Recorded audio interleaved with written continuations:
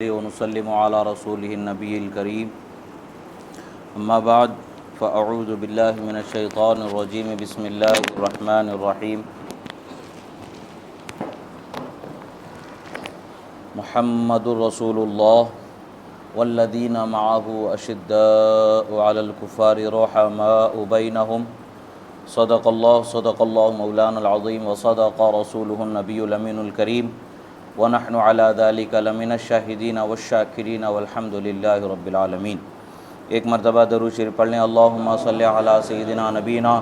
مولانا محمد عدد ما فی علم اللہ صلاۃ دائمۃ بدوام ملک اللہ وعلی آلہ واصحابہ اجمعین۔ ایک مرتبہ اور نبی اور آل نبی پر درود شریف پڑھ لیں۔ اللہم صلی علی سیدنا نبینا مولانا محمد عدد ما فی علم اللہ صلاۃ دائمۃ بدوام ملک اللہ وعلی آلہ واصحابہ اجمعین۔ اللہ رب العزت کا بے پناہ شکر احسان کہ اللہ رب العزت نے ہم پر رحم فرمایا، کرم فرمایا اور دین متین اور اس کے سچے مذہب کی ہمیں اللہ تعالیٰ نے پاسداری اور اس پر عمل کرنے کی توفیق عطا فرمائی، ایمان عطا فرمایا۔ یہ اس کی سب سے بڑی نعمتیں ہیں۔ عزیزان محترم، اللہ تبارک و تعالیٰ نے ہمیں دین کی ہدایت بخشی، اس کے سچے دین کی ہدایت عطا فرمائی، یہ اس کا ہم پر بے پناہ فضل و احسان ہے۔ اور اللہ تبارک و تعالیٰ نے اس دین کے سچے راستے کی جو علامت متعین فرمائی ہے، وہ اپنے محبوب بندے انبیاء، صدیقین، شہداء، صالحین کو اللہ تعالیٰ نے اس دین کی سچی علامت بنائی ہے کہ بندہ جب ان کے طریقے پر چلتا ہے، تو وہ کامیابیوں کی طرف بڑھتا ہے اور اللہ کے سچے راستے پر وہ گامزن ہوتا ہے، صراط مستقیم پر وہ بندہ چلنے والا ہوتا ہے۔ اور اس دین کی حفاظت کے لیے اور اس دین کے لیے جب ایثار و قربانی کی بات آتی ہے تو اللہ کے محبوب بندوں نے ایسے قربانیوں کو پیش فرمایا ہے کہ ہر قربانی کو اگر تاریخ پر رقم کرتے چلے جائیں اور اس کو صفحات زندگی پر بکھیرتے چلے جائیں تو ایک طویل زندگی اس کے بیان کو کافی نہیں ہوگی۔ اس قدر ان کی زندگیوں کو انہوں نے دین متین کے حفاظت کے لیے آزمائش و قربانیوں سے گزارا اور ہم تک کہ وہ کامیاب طریقے سے، سلامتی کے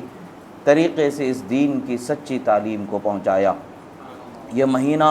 جو بقرعید کا نام ہم جانتے ہیں، جسے ذوالحجہ کا مہینہ کہا جاتا ہے، یہ مہینہ ایسا عظمت والا مہینہ ہے کہ اس میں بندہ اللہ تعالیٰ کی بارگاہ میں اپنی ایک عظیم عبادت بھی پوری کرتا ہے، پیش کرتا ہے، قربانیاں بھی ادا کرتا ہے۔ اور یہ قربانیوں کی مثال اور عبادتوں کی مثال اللہ کے محبوب بندے حضرت ابراہیم علی نبینا وعلیہ الصلاۃ والسلام، حضرت اسماعیل علی نبینا وعلیہ الصلاۃ والسلام اور حضرت بی بی ہاجرہ رضی اللہ تعالی عنہا کے وہ قربانی اور ایثار کے خلوص کے اعمال کی ادائیگی اور ان کے یاد کو برقرار رکھا جاتا ہے۔ اور ساتھ ہی ساتھ اس مہینے میں جب بندہ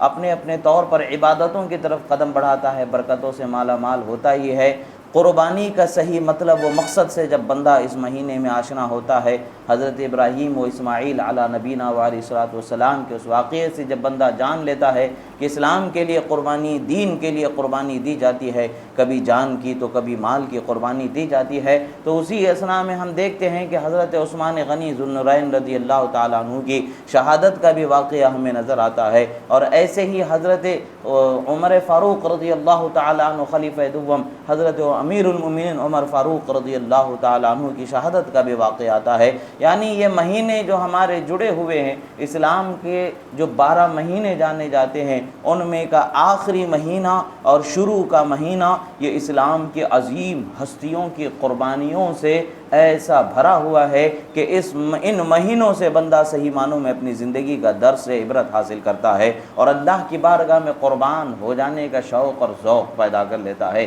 18 ذی الحجہ کو حضرت عثمان غنی ذو النورین رضی اللہ تعالیٰ عنہ کی شہادت ہوئی ہے۔ اسی طریقے سے 26 ذو الحجہ کو حضرت عمر فاروق رضی اللہ تعالیٰ عنہ کا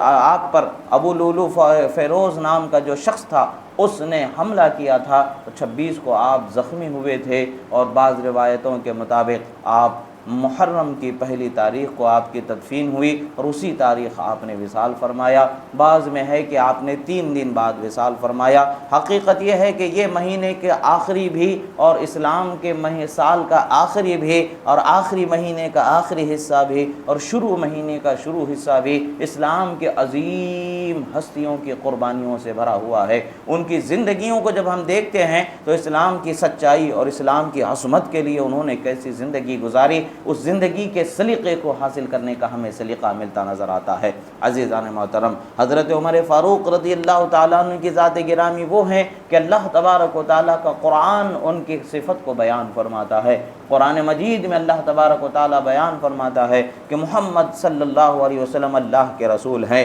اور جو ان کے ساتھی ہیں وہ کافروں پر بڑے سخت ہیں اور آپس میں بڑے رحم دل ہیں، بڑے مہربان ہوتے ہیں۔ یعنی اللہ اور اس کے رسول کے دشمنوں پر بہت سخت ہیں اور اللہ اور اس کے رسول کے مومن جو بندے ہیں ان پر بڑی مہربانی کرنے والے ہیں۔ جب ہجرت کا وقت آیا تھا، جب حضرت عمر فاروق رضی اللہ تعالیٰ عنہ نے ہجرت فرمائی تھی، اور ہجرت کرنے والے جتنے بھی تھے مکہ سے مدینہ کی طرف آنے والے، وہ چھپ چھپ کر کے پوشیدہ طریقے سے وہ ہجرت کر کے یہاں تشریف لایا کرتے تھے۔ مگر جب حضرت عمر فاروق رضی اللہ تعالیٰ عنہ نے ہجرت فرمائی تو آپ کی آمد کیسے ہوتی ہے؟ آپ مکہ میں جاتے ہیں اور آپ گھوڑے پر سوار ہوتے ہیں، ترکش، کمان، تلوار، بھالا، جو جنگی ساز و سامان ہے سب آپ لے کر کے وہاں چلے جاتے ہیں اور لوگوں کو بتاتے ہیں، مطاف کے اندر تشریف لے جاتے فرماتے ہیں سنو، ہر کوئی آگاہ ہو جائے، کل کو یہ نہ کہنا کہ عمر خاموشی کے ساتھ مکے کو چھوڑ کے مدینے کی طرف چلا گیا ہے۔ عمر بن خطاب تم سب کے سامنے اعلان کر کے مکہ کو چھوڑ کے مدینے کی طرف اپنے پیغمبر محمد عربی صلی اللہ علیہ وسلم کی طرف جانے والا ہے، اور تم میں سے جس کسی کی عورت بیوہ کرنا چاہتا ہے کوئی شخص، یا کوئی ماں اپنے بچے کو رونا چاہتی ہے تو اس کے اندر ہمت ہے تو وہ میرا مقابلہ کر لے، میں مکہ کے باہر انتظار کرنے والا ہوں، اگر ہے ہمت تو آ کر مقابلہ کر لے، مجھے روک لے یا مجھے مار دے یا وہ اپنا انجام کو پہنچ جائے۔ ہاں یاد رکھ لے کہ عمر ڈر کر کے چھپ کر کے جانے والا نہیں ہے۔ اور اللہ تبارک و تعالیٰ نے وہ شان عطا فرمائی، جب آپ نے یہ اعلان فرمایا تو کسی میں ہمت ہی نہیں کہ وہ آپ کے سامنے میں آ جائے۔ اور کیسے ہے کہ آپ کی شان و صفت کو جب بیان کیا جاتا ہے، اللہ کے رسول صلی اللہ تعالیٰ علیہ وسلم نے جو بیان فرمایا ہے، اللہ کے رسول صلی اللہ تعالیٰ علیہ وسلم کا جو بیان ہے، ایک مرتبہ حضرت بی بی عائشہ صدیقہ رضی اللہ تعالیٰ عنہا تشریف فرما ہے، ام المومنین ہیں رسول خدا صلی اللہ تعالیٰ علیہ وسلم،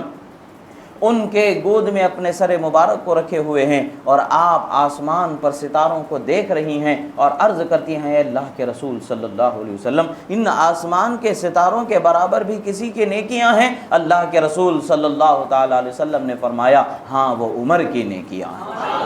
اور آج دیکھتے ہیں کہ آسمان کی کتنی گیلیکسیز ہیں اور اس کے کتنے ستارے ہیں، اس کے کتنے سیارے ہیں، اس کے کتنے معاملات ہیں، انسان حیران ہو جا رہا ہے۔ سائنس ترقی کرتے کرتے تھکتی ہوئی سسکتی دم توڑتی نظر آ رہی ہے، مگر اللہ کے قدرت کے جلووں کا اندازہ لگانا اس کے بس کی بات نہیں ہے، اور ان ستاروں کی گنتی پوری کر لینا یہ انسان کی سوچ اور سائنس کی کتنی ہی ترقی انتہا کو پہنچ جائے ہو ہی نہیں سکتی ہے، اس لیے کہ وہ اللہ ہی بہتر جانتا ہے کہ کتنی مخلوقات کو اللہ نے پیدا فرمایا۔ مگر اللہ تعالیٰ نے فرمایا، لا یظہر علی غیبہ احدا الا من ارتضی من رسول، اللہ تعالیٰ اپنے غیب کو کسی پر ظاہر نہیں کرتا مگر اپنے پسندیدہ رسولوں پر ظاہر فرما دیتا ہے۔ یہ اللہ تعالیٰ نے اپنے نبی پر ظاہر فرمایا، تبھی تو رسول اللہ صلی اللہ تعالیٰ علیہ وسلم نے فرمایا کہ آسمان کے ستاروں کی برابر نیکیاں عمر کی نیکیاں ہیں۔ یعنی پتہ چلتا ہے کہ نبی کو ستارے کتنے ہیں یہ بھی پتہ ہے، ستاروں کے آگے جہاں کتنے ہیں یہ بھی رسول اللہ کو پتہ ہے۔ جب رسول اللہ کی بات کرتے ہیں تو حیرانی کی کیا بات ہے، آپ تو سید الانبیاء ہیں۔ جب ہم آپ کے شہزادے کی طرف حضرت پیر پیراں میر میراں محی الدین شیخ عبد القادر جیلانی کی طرف دیکھتے ہیں، فرماتے ہیں، نظرت الی بلاد اللہ جمعا کخردلۃ علی حکم اتصال، میں اللہ کے بنائے ہر شہر کو ایسے دیکھتا ہوں جیسے ہتھیلی میں رائی کا دانہ دیکھا کرتا ہوں۔ جب حضرت پیران پیر تقدیر کی نظر کی وسعت کا یہ عالم ہے تو پھر سید الانبیاء رحمت للعالمین کی نظر کی وسعت کا کیا عالم ہوگا۔ حضرت رسول اللہ صلی اللہ علیہ وسلم نے فرمایا کہ وہ عمر کی نیکیاں ہیں، اور ایسے ہی فرماتے ہیں کہ شیطان اس گلی سے گزرتا نہیں جس گلی سے عمر گزر جایا کرتا، یعنی حضرت عمر فاروق رضی اللہ تعالیٰ عنہ جس راہ سے گزر جائیں اس راہ کو چھوڑ کر کے شیطان بھاگ جایا کرتا ہے۔ یہ ان کی شدت، یہ ان کی شان جو اللہ تعالیٰ نے انہیں عطا فرمائی ہے، مگر ان سب کے باوجود وہ رحم دلی بھی اللہ تعالیٰ نے انہیں عطا فرمایا ہے۔ رحماء بینہم کا جو وصف اللہ تعالیٰ نے عطا فرمایا، آپس میں بہت زیادہ رحم دلی کرنے والے ہیں۔ ایک مرتبہ کا واقعہ ہے کہ حضرت عثمان غنی رضی اللہ تعالی، حضرت عمر فاروق رضی اللہ تعالی عنہ اور آپ کے ایک ساتھی، آپ کے ایک خادم حضرت افلح ان کا نام تھا، ان کو ساتھ میں لے کر کے آپ شہر کے گشت کرنے کے لیے نکلتے ہیں۔ آپ رات میں اپنی رعایا کے حال و احوال جانا کرتے تھے۔ ایک عام سا سپاہی بن کر کے آپ کبھی شہر کے دروازے پر پہرا بھی دیا کرتے تھے اور شہر میں گھوم کر کے لوگوں کے حال و احوال کو بھی جانا کرتے تھے۔ لوگوں نے ان سے پوچھا کہ آپ کچھ دن میں راحت کر لیں، رات میں آرام کر لیں، دن میں کچھ آرام کر لیں۔ وہ کہتے ہیں اگر میں دن میں آرام کروں گا تو یہ خلافت کے امور کو کیسے انجام دیے جائیں گے، اور اگر میں رات میں آرام کر لوں گا تو رب کو کیا منہ لے کر کے میں جاؤں گا، رب کو کیا منہ دکھاؤں گا۔ یعنی رات میری عبادت کے لیے ہوتی ہے، دن میری رعایا کی خدمت کے لیے ہوا کرتی ہے۔ حضرت عمر فاروق رضی اللہ تعالیٰ عنہ رات میں نکل کر کے جان رہے تھے کہ کسی میں کچھ معاملہ تو نہیں، ایک اچانک ایک گھر سے گزر ہوتا ہے، گلی سے گزر ہوتا ہے تو دیکھتے ہیں کہ گھر میں کچھ روشنی نظر آ رہی ہے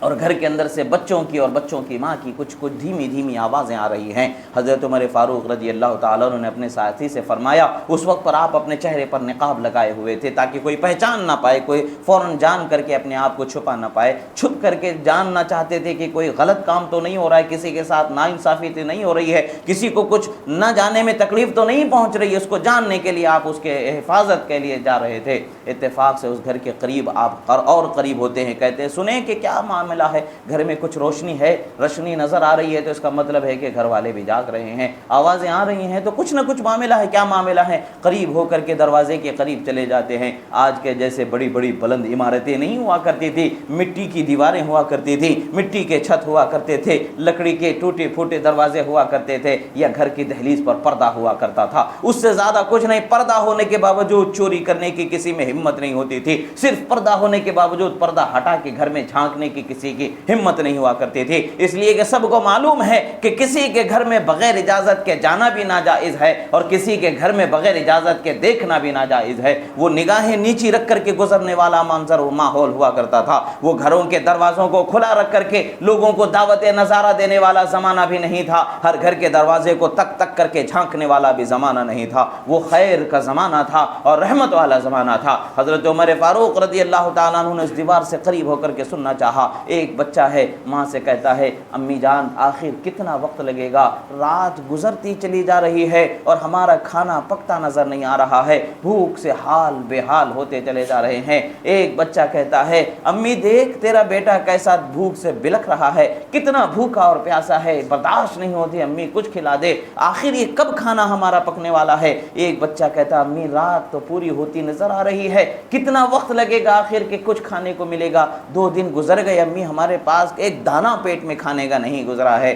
ماں آنسو بہاتی ہوئی، آخر ماں کرے گی تو کیا کرے گی، ایک خاتون کرے گی تو کیا کرے گی، وہ کہتی ہے بیٹا تھوڑا سا صبر کر لو، اللہ کو جو منظور ہے وہ ہو جائے گا، میں نے چولہے پر تو ہانڈی چڑھا دی ہے، نیچے آنچ بھی لگا دی ہے اور اس کو بھرنے کا کام اور اس کا ذمہ وہ ہے جسے ہم خدا کہتے ہیں، جسے اللہ نے خود اپنی زبان سے رزاق رزق دینے والا بتایا ہے، وہی طاقت والا ہے، وہی رزق دینے والا ہے۔ ماں بچوں کو تسلیاں دے رہی ہے، بچے چھوٹے بھوک سے تڑپ رہے ہیں، بلک رہے ہیں، مگر ان کے گھر میں کوئی بچوں کی بھوک مٹانے کا سامان نہیں ہے، کوئی ذمہ دار نہیں کہ گھر کو کچھ لا کر کے دے دے۔ حضرت عمر فاروق رضی اللہ تعالیٰ عنہ دروازے پر دستک دیتے ہیں اور گھر میں ان کی اجازت لے کر کے چلے جاتے ہیں اور پوچھتے ہیں بی بی بتاؤ کیا معاملہ ہے، میں نے تم وہاں بچوں کی گفتگو سن لی ہے، معاملہ کیا ہے بتاؤ، تمہاری تکلیف کیا ہے بتاؤ۔ خاتون کہتے ہیں آپ اپنا کام کیجئے، ہم پریشان حال مجبور ہیں، ہماری परेशानी सुन करके आपका क्या फ़ायदा क्या नुकसान, और आपके सुन लेने से, हमें सुना देने से हमारा क्या फ़ायदा क्या नुकसान।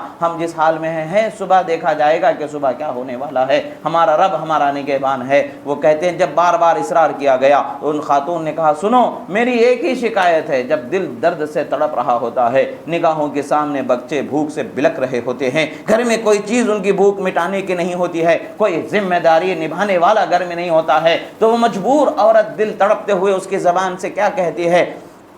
जिसको वो अपना समझती है, जिसके ज़रिए वो अपनी हिमायत और नुसरत की उम्मीद लगाती है, जिसकी तरफ अपने आस की निगाहों को बढ़ाई रहती है, जिसके एक इशारे पर उसके दामन को भर दिया जाता है, उसी की तरफ उसकी तवज्जो होती है। उसने भी कहा सुनो मैं अमीरुल मोमिनीन उमर फारूक से शिकायत रखती हूँ। वो हमारे अमीर हो करके भी ये हाल गुजर गया कि 2 दिन गुजर चुके, उससे ज़्यादा हो चुके, मैं और मेरे बच्चे भूखे प्यासे हैं, उन्हें हमारी खबर लेनी चाहिए थी, उन्हें हमारा ख्याल करना चाहिए था। तड़प करके जवाब देते हैं हज़रत उमर फारूक, उमर को तुम्हारी तकलीफ का क्या पता कि वो तुम्हारा ख्याल करे और तुम्हारा लिहाज करे, उमर को क्या पता। वो कहते हैं सुभान अल्लाह, ऐसे कैसे, फिर वो अमीर कैसे बन गए? जब वो रियाया का ख्याल नहीं कर सकते हैं तो फिर अमीर क्यों बने हैं? वो अमीर बने हैं तो उनकी जिम्मेदारी है कि वो देखें कि हमारा क्या हाल हो रहा है। इस बात को सुनने के बाद हज़रत उमर फारूक रज़ियल्लाहु ताला अन्हु वहाँ से उठते हैं और फ़ौरन अपने घर चले जाते हैं और आटे की बोरी, पूरी बड़ी बोरी कांधे पर उठा करके लाते हैं।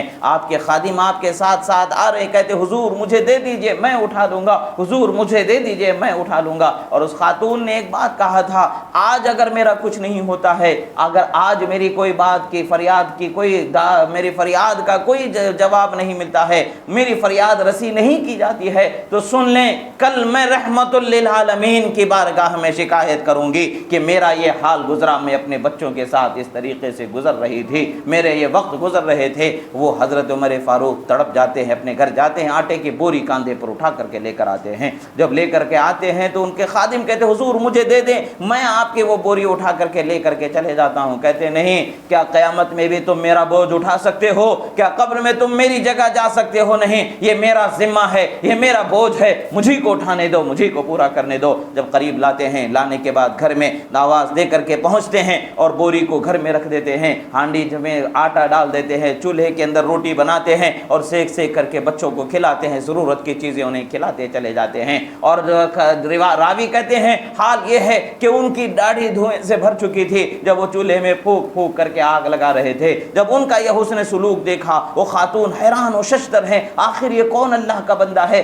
इसको हमारी तकलीफ से क्यों इतनी तकलीफ हो रही है, क्यों ये मेरे भूखे बच्चों का पेट भरना चाहता है, क्यों ये भूखी बेवा औरत का पेट भरना चाहता है। जब बच्चे खाना खा चुके तो बच्चों की दिल बहली के लिए बच्चों के साथ जो है वो खुश बातें करते हैं, अच्छी बातें करते हैं, उन्हें हंसाते हैं और अपने खादिम से कहते हैं जिस आंखों से मैंने इन बच्चों को भूख से रोता तड़पता देखा था, आज उन्हीं आंखों से इन्हें हंसता हुआ देखना चाहता हूँ। इतने के बाद बच्चे हंसते हैं, खाते पीते पेट भर करके, बच्चे थके हारे थे, भूखे प्यासे थे, सो जाते हैं। वो खातून उनके इस एहसान पर, उनके इस सिला रहमी पर हैरान और शशदर रह करके अर्ज करती हैं, ऐ हमारे मोहसिन ज़रा ये तो बताएं कि आप कौन हैं, आपका क्या मामला है, ये अचंभा नज़र आता है, हमें समझ में ही नहीं आता है।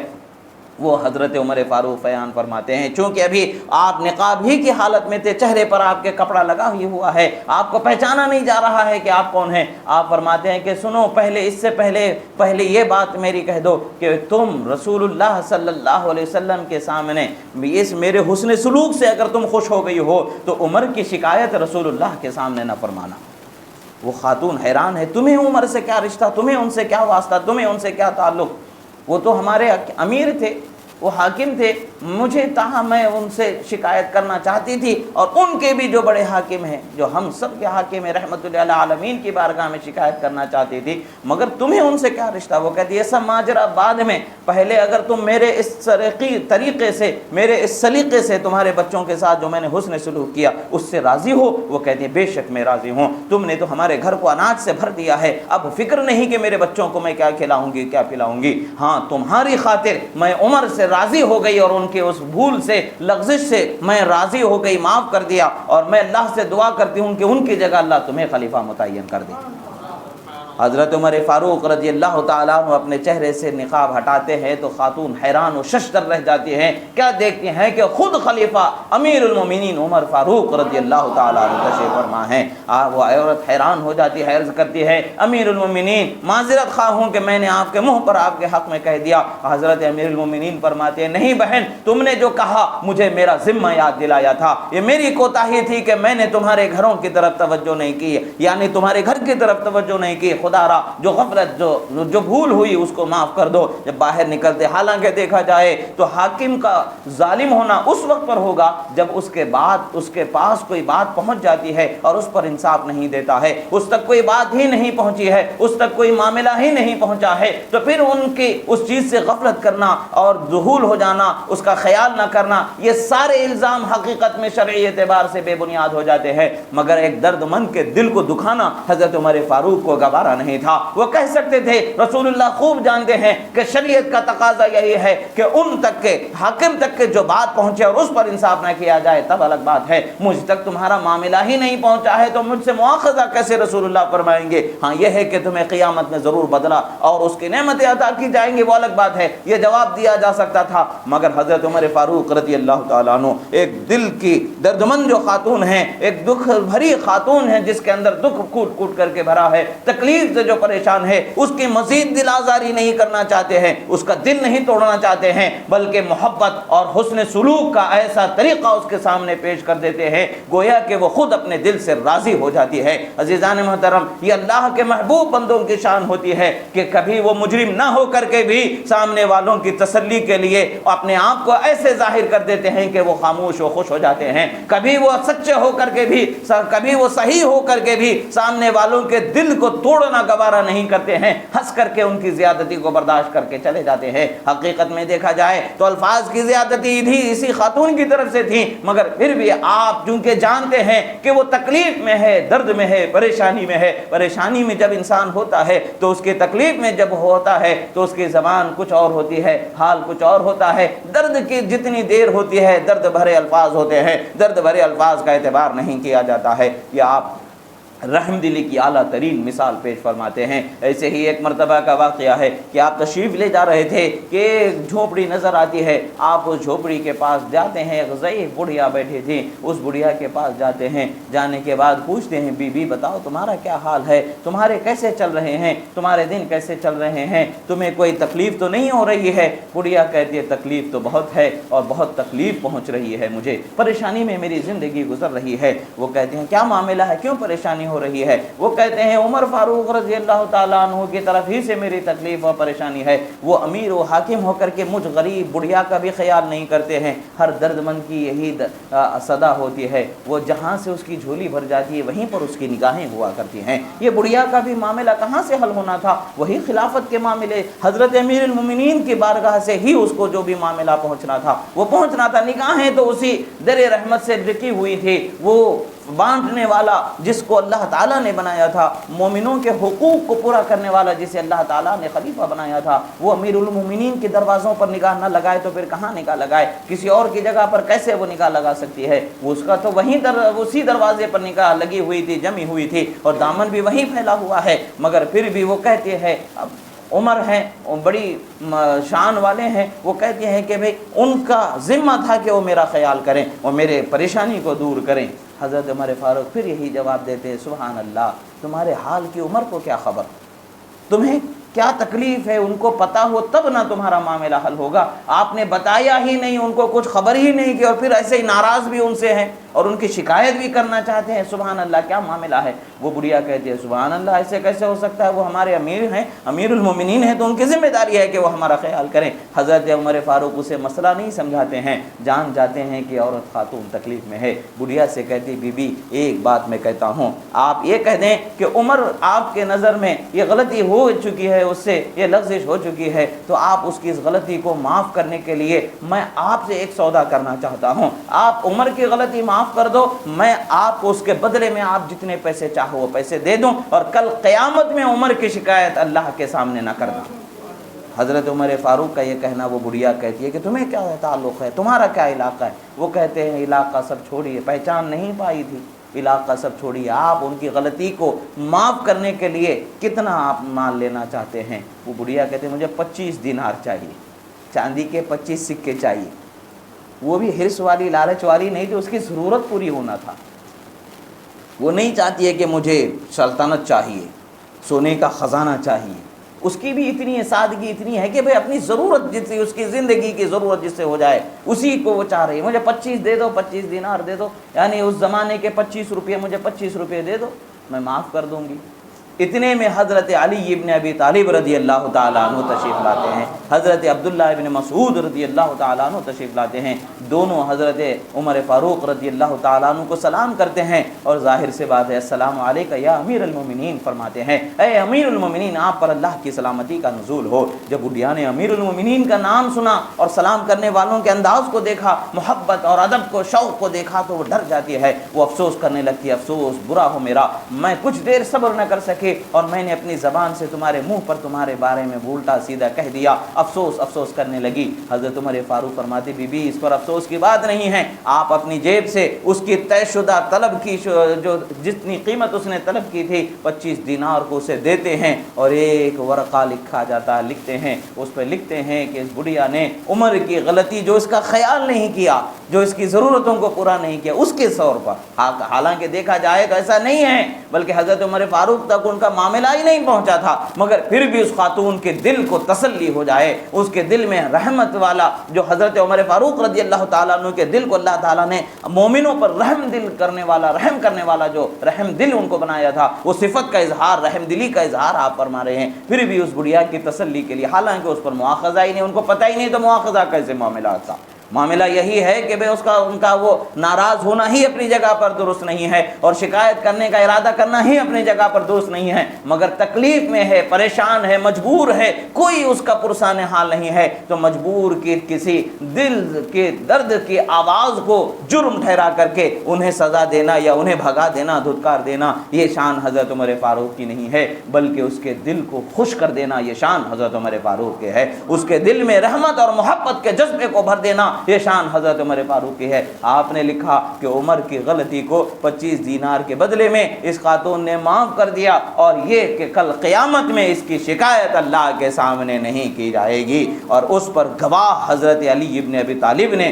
گواہی کی دستخط کی، اور پھر حضرت عبداللہ ابن مسعود نے گواہی کی دستخط کی، اور آپ نے اپنے شہزادے سے فرمایا تھا ورقہ دے کر کے کہ جب میرا انتقال ہو جائے تو یہ میرے ساتھ دفنا دیا جائے۔ آپ یہ روایت کو حیات الحیوان میں ذکر کیا گیا ہے۔ تاریخ میں ایسے بہت سارے شواہد ملتے ہیں، بہت سارے ایسے واقعات ملتے ہیں جس میں حضرت عمر فاروق رضی اللہ تعالیٰ عنہ کے رحم دلی کے انوکھے قصے نظر آتے ہیں اور انوکھی شان نظر آتی ہے، اور آپ کا جلال تو جلال فاروقی تو مشہور ہی ہے، بڑا جلال والا اللہ نے آپ کو بنایا تھا، اور ایسا جلال والا بنایا تھا کہ انسان تو انسان ہے کہ جسے انسان عام طور پر عقل و ہوش والا نہیں سمجھتے ہیں، ان پر بھی اللہ تبارک و تعالیٰ نے آپ کا رعب اور دہشت طاری فرمایا تھا۔ مصر کو جب فتح کر لیا گیا تھا تو حضرت عمرو بن عاص نے ایک مرتبہ حضرت عمر فاروق کے پاس لکھ کر کے بھیجا، مصر کی عادت ہے دریائے نیل جب بھی بہتا ہے سال میں ایک مرتبہ خشک ہو جایا کرتا ہے، پھر اسے اس میں پانی بہانے کے لیے ایک خوبصورت کنواری عورت کی بلی چڑھانی پڑتی ہے، جب اس کی بلی دی جاتی ہے تبھی پھر نیل بہنے لگتا ہے۔ اب کیا کیا جائے، بتایا جائے، اب تو بغیر نہ بلی دیا جائے تو پانی بہ نہیں سکتا۔ حضرت عمرو بن عاص نے کہا تھا کہ ایک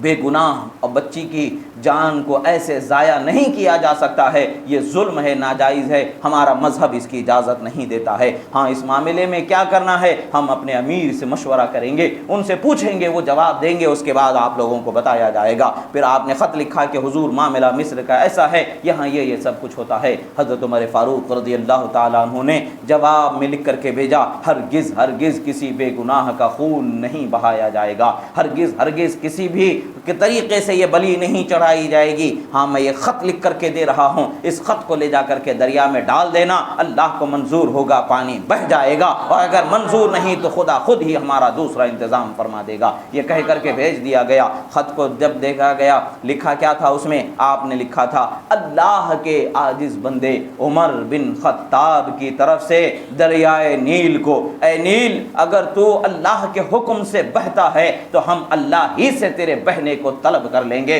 اور اگر تو اپنے آپ بہتا ہے تو ہمیں نہ تیری حاجت ہے نہ تیرے پانی کی حاجت ہے۔ یہ کہہ کر کے حضرت عمر فاروق رضی اللہ تعالیٰ عنہ نے لکھ دیا، بھیج دیا۔ جب وہاں پر پہنچایا گیا، ایک روایت میں آتا ہے کہ آپ نے فرمایا اگر اللہ کے حکم سے بہتا ہے تو بہہ جا، ورنہ ہمیں تیرے بہنے کی کوئی حاجت نہیں ہے، نہ تیرے پانی کی ہمیں کوئی حاجت ہے۔ جب دیکھا گیا مصر کے تمام بھی آیا ہے، ابھی اسلام کا فتح کا جھنڈا وہاں نصب ہوا ہے، لوگ دیکھنا چاہتے ہیں یہ اہل حق ہیں، یہ سچے انسان ہیں، تو ان کے ساتھ سچائی کا کیا حال ہوگا، کیسا معاملہ ہوگا، وہ دیکھنا سمجھنا چاہتے ہیں۔ سینکڑوں کی تعداد میں دریا کے دونوں کناروں پر انسانوں کا جم غفیر ٹھہرا ہوا ہے۔ وہ جو بلی دے کر کے پانی آج تک اس دریا میں بہتا دیکھتے سنتے، آباء و اجداد سے زمانہ در زمانہ یہی دیکھتے، یہی رسم کو دیکھتے سنتے سناتے کرتے چلے آ رہے ہیں، آج رسم کو بدلتے ہوئے دیکھنے کا انتظار میں ٹھہرے ہوئے ہیں، دیکھنے کا ارادہ لے کر کے آئے ہیں۔ آج ان کی وہ تاریخی حیثیت ہی کے بدل جانے کا دعویٰ ہے، اور اس کو بدلتے ہوئے اپنی آنکھوں سے دیکھنے کا ارادہ لیے ہوئے آئے ہیں۔ مگر یہاں پر معاملہ کیا ہے؟ اللہ تبارک و تعالیٰ کا فرمان ہے، حدیث قدسی ہے، اللہ کے رسول صلی اللہ علیہ وسلم فرماتے ہیں جب اللہ تعالیٰ کسی بندے سے محبت فرماتا ہے، راضی ہو جاتا ہے، تو اس کی زبان میں اپنی طاقت عطا فرما دیتا ہے، سماعت میں اپنی طاقت عطا فرما دیتا ہے۔ زبان اس بندے کی ہوتی ہے، حکم خدا جاری کر دیا جاتا ہے، کن کی کنجی بنا دی جاتی ہے۔ معاملہ بھی یہاں پر بھی وہی تھا۔ جب حضرت عمر فاروق کا خط دریائے نیل میں ڈالا گیا تو دریا کے بیچ میں جب رکھ کر کے کنارے پر پہنچنا تھا، کنارے پر پہنچنے سے پہلے دریا بہنا شروع ہو گیا۔ تاریخ نے دیکھا، اپنی ماتھے کی آنکھوں سے دیکھا، اللہ کے بندے عاجز دیکھنے میں ضرور ہوتے ہیں، مگر روحانی طاقت و قوت اللہ تعالیٰ نے ان کے زبان و نظر میں ایسی عطا فرمائی ہے کہ حکم جاری کہتے ہیں تو خشک دریا بہتا ہوا نظر آ جاتا ہے۔ اور حکم کی جلالت اور خوف کا یہ حال ہے، وہ تاریخ ہے اور آج کی تاریخ ہے۔ نیل دریا مصر کا بہ رہا ہے اور بہ رہا ہے، مسلسل بہ رہا ہے، آج بھی بہ رہا ہے، قیامت تک کے بہتا رہے گا۔ گویا کہ یہ بتایا جا رہا ہے لوگوں دیکھ لو، دنیا پر اللہ تعالیٰ نے طاقت اور روب اور دبدبا رکھا ہے، تو اللہ نے اپنے محبوب بندوں کا دبدبا رکھا ہے، ان کی شان و طاقت کو رکھا ہے۔ آج بھی اگر بندہ خدا کی اطاعت گزاری میں ان کے نقش قدم پر چلنے والا ہو جائے تو انسانوں کے لیے فتح و ظفر اور کامیابی کے دروازے اتنے کشادہ ہوں کہ ہر جگہ پر ہر علاقے میں فتح اور کامیابی ہی کا معاملہ نظر آئے۔ عزیزان محترم، آج ہمیں اپنے بزرگوں کے اسلاف پر چلنے کی ضرورت ہے، صحابہ کرام کی زندگی، اہل بیت اطہار کی زندگی پر اپنی زندگی کو پورا کرنے کی ضرورت ہے۔ ہمیں اللہ کے نیک بندوں کے راستے پر چلنا ضروری ہے، اسی لیے ہمیں اپنے آپ کا محاسبہ کرنا ضروری ہے، ہمیں اپنے چال و چلن کی طرف نظر کرنا ہے، ہمارے فکر و خیال کی طرف نظر کرنا ہے کہ ہم میں کون سی غلط باتیں آ گئی ہیں، ہماری فکر اور خیال میں کون سی غلطیاں آ رہی ہیں۔ جب ہم اس کی اصلاح کرنے لگ جائیں گے، ایک وقت وہ ہوگا کہ اللہ کی رحمت ہمارے دل میں سماعت کرنے چلی جائے گی، اور اللہ کی رحمت جب ہمارے دل میں اترتی چلی جائے گی تو اس رحمت کا اثر یہ ہوگا کہ ہمارے عمل اور ہماری سوچ اور ہماری فکر نکھرتی چلی جائے گی، کامیابی کے راستے پر ہم چلتے چلے جائیں گے، اللہ کے محبوب بندوں کا ساتھ ہمیں مل جائے گا۔ جب صراط مستقیم پر گامزن ہونا خدا ہمارے لیے مقرر فرما دے گا، عطا فرما دے گا، تو پھر تو دنیا بھی ہماری کامیاب ہے، آخرت بھی ہماری کامیاب ہے۔ اللہ تبارک و تعالیٰ کی بارگاہ میں دعا ہے، جو کہا گیا سنا گیا، اس میں کہنے میں، سننے میں، جو بولنے میں، سمجھانے میں جو غلطی ہوئی، اللہ تعالیٰ اسے معاف فرمائے، جو حق و صحیح کہا گیا اسے قبول فرمائے اور ہمارے سینوں میں محفوظ فرمائے، اپنے محبوب بندوں کے نقش قدم پر چلنے کی توفیق عطا فرمائے۔ پروردگار، ہم گناہ گار ہیں مولا، ہمارے گناہوں کو معاف فرما، ہم خطا کار ہیں مولا، ہماری خطاؤں کو معاف فرما۔ پروردگار، مظلوم ہے مولا، ہم پر ظلم کرنے والے ظالموں کو نیست و نابود فرما، مظلوم مسلمانوں کی مدد فرما، ظالم حکمرانوں کو نیست و نابود فرما۔ پروردگار، تیرے حبیب صلی اللہ علیہ وسلم کے صدقے طفیل میں جو بیمار ہیں انہیں شفائے کاملہ عاجلہ عطا فرما، جو قرض دار ہیں بارے قرض سبک دوشی عطا فرما۔ پروردگار، ہماری جان، مال، عزت، آبرو، ایمان کی حفاظت فرما، ہمیں دنیا میں خیر کی زندگی عطا فرما، آخرت کی خیر کی زندگی عطا فرما۔ وصلی اللہ تعالی علی خیر خلق نور عرش سیدنا محمد وعلی آلہ وصحبہ اجمعین برحمتک یا ارحم الراحمین۔